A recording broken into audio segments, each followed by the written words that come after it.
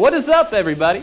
Welcome back to Nevada Preps Preview, a weekly show where we break down all the top high school football matchups in Southern Nevada. I'm Ben Gotz, joined by Chief Nevada Preps Investigator Justin Emerson, who's had a fun and busy week trying to get updates from a sad situation from last Friday.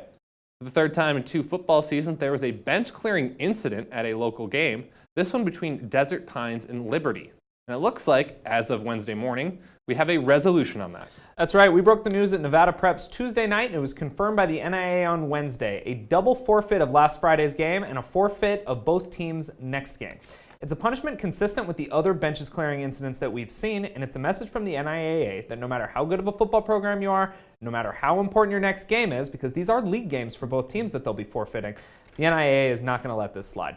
Now, this is obviously not what anyone wants to see at a high school football game. It's not good that it keeps happening. No. In your opinion, is there anything the NIAA or Clark County School District can do moving forward to prevent this? You know, I talked to CCSD Athletic Director Pam Sloan this week, and as you can imagine, the district is a little concerned. CCSD does have officers stationed at every game, but they're in the stands to keep fans from getting rowdy is really what they're there for. She floated the idea of putting officers on the sideline to keep players in check, but she did say that she hopes it never has to come to that. You know, you can blame coaches or referees or parents or whoever else I've seen blamed in my Twitter mentions this week, but in the end, it's on the players, and they just shouldn't rush the field. Yeah, just don't do it, please. Well, let's move on to some games that we know will happen this weekend, starting with a 3A matchup, Cheyenne at Pahrump Valley at 7 p.m. Friday. Shout out to the Desert Shields, who are the visitors in this game, for their dominating performance last week against Valley. That was some impressive stuff for 5-1 Cheyenne. And if I were the 2-3 Trojans, that's not the kind of game I want to see before that team comes to my house. Yeah, for sure. And I mean, this one is going to have major implications in the 3A Sunset League. And it looks like that this is going to be a 3-way race between these 2 squads along with Del Sol. A major factor of this game is going to be where it is. Over the last 3 years, the Trojans are 8-4 in Pahrump and 4-9 away from Pahrump. It's a long drive out there, and Pahrump doesn't like to lose at home in front of their fans. Cheyenne, though, has been very impressive, and Majay Madison ran for 202 yards and 4 touchdowns last week. He keeps that up, and home field advantage ain't going to mean that much. For sure. Well, next up, we've got a little cross-class action with 3A Boulder City visiting 4A Desert Oasis at 7 p.m. Friday. The Eagles are coming off a very impressive win over Virgin Valley. Nice call on that upset, by the way. But I think it's going to be hard for them to do it again on the road against the Diamondbacks. I'm entitled to 1 correct upset pick a year, and proud that it came last week. And you say it's going to be tough for them to win, and it will be, but Boulder City might be really good this year.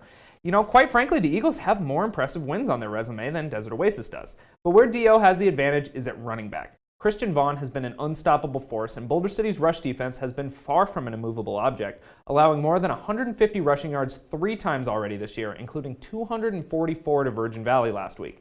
It's a non-league game, so in the end, the results don't super matter, but that shouldn't stop this one from being a close and fun game. Yeah. Well, moving on up to 4A exclusive games, Legacy is traveling to Las Vegas at 7 p.m. Friday, a game I just can't predict. The Wildcats are at home, and their offense was very impressive in a close loss at Basic last week.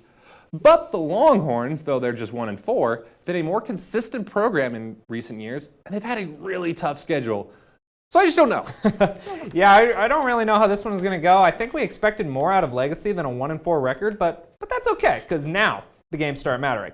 Northeast League play starts up, and though a moral victory doesn't show up on the stat sheet, the Longhorns did look good against a strong Green Valley squad 2 weeks ago in their last game.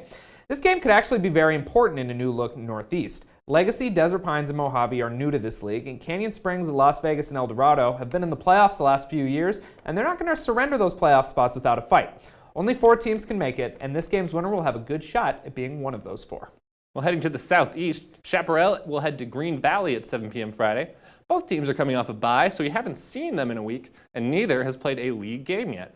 And I think this is one, at home, that the Gators have to make the playoffs with Liberty and Foothill in their league. You know, I would tend to agree with that. The Southeast is not going to be easy. But Chaparral now has a major advantage over everyone in the Southeast, is that after Liberty's forfeit goes through, Chaparral will have a win over Liberty, and that's something that not very many teams have had in the past years, a league win over Liberty. But this one is still going to be a major test regardless for Chaparral, who's still trying to make its mark in Class 4A. Well, let's finish off with a top 10 matchup, Centennial at Faith Lutheran at 7 p.m. Friday. Not a game that was totally on my radar at the beginning of the year, but I'm interested to see if the Bulldogs make this a game. The host Crusaders have played only one team from Nevada so far this season, and while we are very high on them entering the year, we still don't quite know who they are yet. Yeah, after Centennial's one-win season last year, I was not expecting this to be one of our top games, and you're right, a lot of that is because of Centennial. But a lot of that is that Faith has not looked the part of the demigod-like team that we were kind of expecting this year.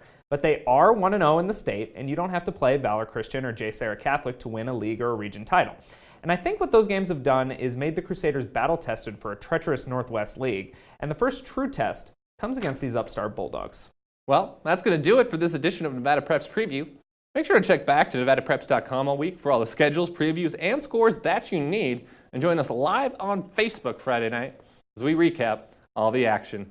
For Nevada Preps, I'm Ben Gotz. He's Justin Emerson, our chief investigator, and we'll see you on Friday.